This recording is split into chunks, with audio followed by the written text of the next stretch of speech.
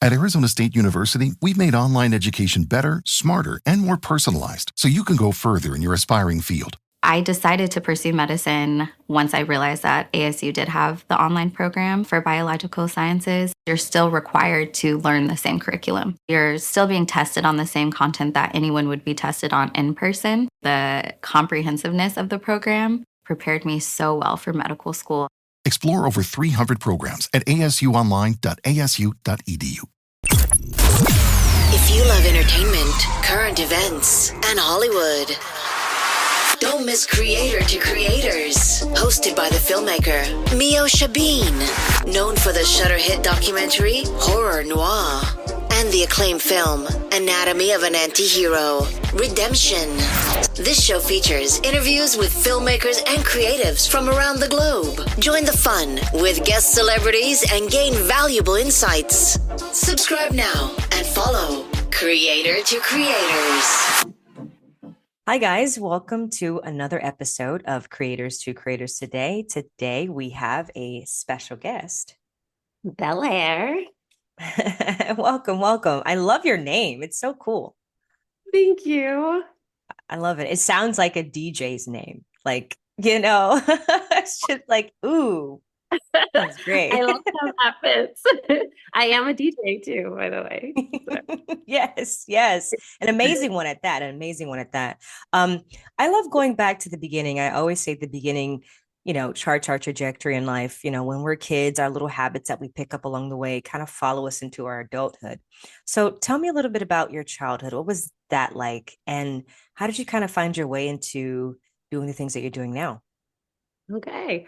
Well, I'm from San Diego, California, and I was like, shout out to San Diego.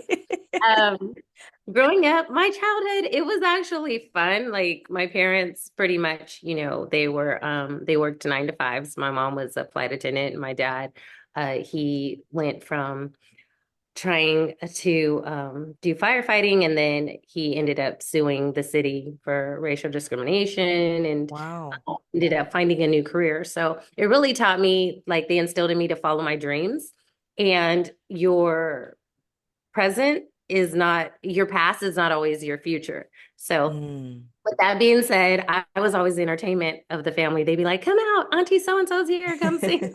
I'm like, not again. They're like, show us what you learned. Or like, okay, so I was the entertainment. They pretty much pushed me just to be who I am and kept me active, keep me out of the street. I love that. No, for sure, absolutely.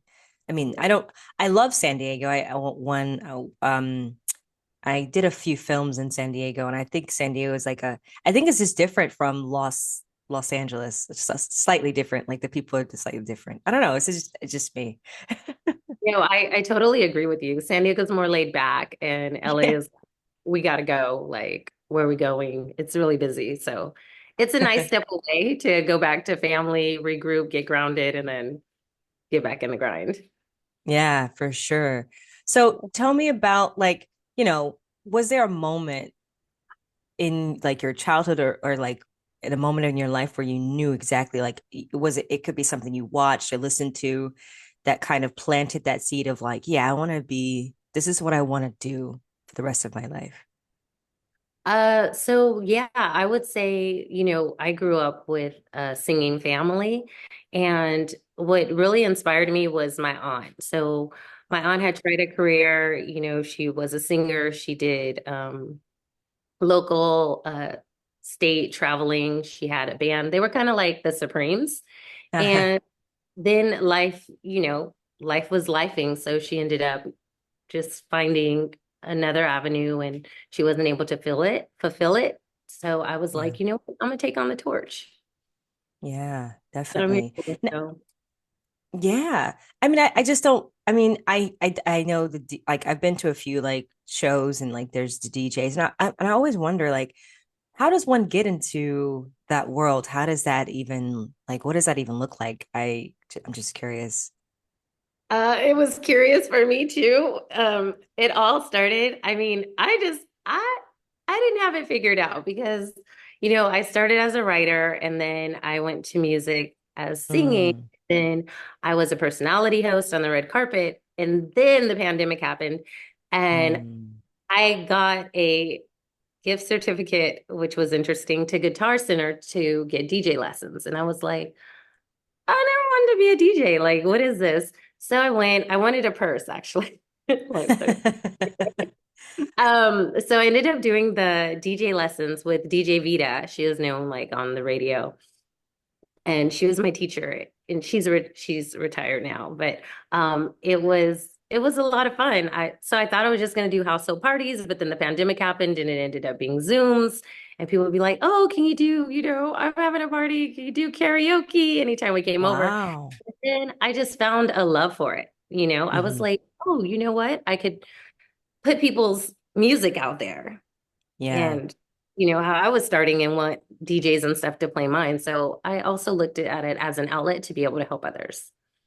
Yeah, absolutely. Wow, that's so cool that you started it during that time. So I bet Yeah, like, that was different for sure. But it feels amazing to be in person to do shows. It's like just a it's such different a rush. energy. Is there a Yeah, memorable one of the most memorable like a moment in your like career that stands out as like, yeah, this was like everything. This is why I do what I do. it was. So I actually had the opportunity this year to go to EDC, and Nice. I had always heard about it, but to see the people and the love and even like all the money they spend just to come out and get that, being a part of something, the movement, and they just vibe, and there was no drama, everybody just got along, and to just see that on people's faces really gives you something that touches your heart, like, this is why I do it, like, to keep going. Yeah, absolutely. And I'm curious of how that looks like, to, being in film and a, a, a woman who's, African American in the, directing and cinematography world. It's few and far in between. But when I see us, I'm like, hey, we're out here. How is it in the DJ world? Is it very diverse, pretty inclusive? That's what I'm fighting for. So Mm, it's a male dominant. It's yeah. been for like a lot of the headlining, and I want to be an advocate for women, and being a minority, of saying, you know what, we do the same job, and Yeah. let's all, let's get it. But I'm not asking anybody to give it to me. I'm getting it. So yeah, Absolutely. however I can pave the way for the next person, that's what I'm here for. Absolutely. They say, if they're not giving you up, like, don't wait by the phone. Like you have to build your own door. And Yeah. I'm such an advocate for that. Like I feel like that's what Tyler Perry essentially did was, create his own situation. Like I feel like that's what a lot of artists and creators are doing now because, now that we have AI, which everyone feels some type of way about it. I'm curious of your take on it too. Like I feel like it actually helps, and there's some pros and cons to it. How do you feel about the AI? I actually like it. I like to evolve with the new times, and I think even in the DJ world, we're evolving, like with the Oculuses, and there's just Mm, going to be room for new platforms of things to where everybody could be involved, and it's not just, you and your space and the people that are there. So we'll be able to yeah, touch people around the world for sure. nice. I love that. So do you like is and I'm curious of your process, like when you're, working on a project or like, especially is this the one that you just dropped, Vote. And I feel like this one it's a really cool anthem, like for especially for the times that we're living in. And we're so close to, the world changing. So For it's sure. very important to definitely get out there and vote. Um, what was that like whole process like? And like, how did you find like, okay, this is the sound, this is kind of what I want to do? Like like how did you get there? Okay, so the song Vote originated from Vogue, And when my dad was alive, I had actually written Vogue, and he was like, you know what? You should do a vote song. And I think Oh, this was during the actual election when it was Obama. He was like, okay. you should do vote. And I was like, oh yeah, dad, that sounds great. And he's like, I kept hearing it. It's time to vote. And I was like, oh, okay. But then now I was like, you know what? Now we're at a time where, things are divided and we need to come together, and it's just all over the place. We don't know, what's going to happen. So I was like, instead of, being like, are you red or are you blue? Let's bring unity into the song to where it's universal for everyone. And then you decide. But I guess the point I'm trying to make is just getting there, getting out and doing it and making a difference. A lot of times we sit back and watch and be like, oh, people want to talk about it. How come this didn't happen? But it's like, how actively like involved are you in your community? Do you know your neighbor? Like Absolutely. everything is so much electronics. It's like get out and hug the world. Find your tribe is what I say that you vibe with, because that'll keep you grounded, and it's good for socializing. Absolutely. And I love that it's not like, it's inclusive. It's everyone. It's not just, like I said, red or blue. And because I feel like politics are very it's like a touchy subject for a lot of people. And some people are very loud about it, and some people are like not so much because it's like ended friendships in my world. So I was like, yeah, I'll never talk about For real. it. It's like, I know I'm in a group with my family of 20, and they're all like, they're all retired and they're just talking about it. And I was like, listen, you guys are still going to be sisters and brothers at the end of the day. Let's find, Right. and inclusivity and unity, bringing everybody together. So, Absolutely. What drew you, specifically to electronic dance music, and how do you think it captures the essence of, you know, you know, just joy and like of dance? um, so I grew up in the church and with R&B and, doing the runs and all of that. But I never really felt like I fit in with it, even Mm, if I could hmm. sing it. My tribe was when I heard dance music, it was free spirit. It's a vibration. It's Yeah, high energy, and it's just love. It's acceptance. I don't know. It just touches the heartstrings. And the great part about it, even if you don't speak English or know the language, it's the universal language of love. I like that. I like that a lot. That's cool. I have a fun question for you, and there's no wrong answer. But the three levels of influence: money, power, and respect. And if you could choose only one of those things, which one would you choose and why? Um, Power. Ooh, I would choose power because when you know your power, you get money and you get respect. I like And that. that's what I'm trying to display, like, because my songs come in my dreams, and Mm, I'm here as a duty to help the world to be better and just to be accountable. And when you know that you don't have to worry about what's on your left or your right, and you mhm. worry about yourself and dig deep inside and sit with you, you are the power. You control it. It's like, I mean, manifestation, go for it.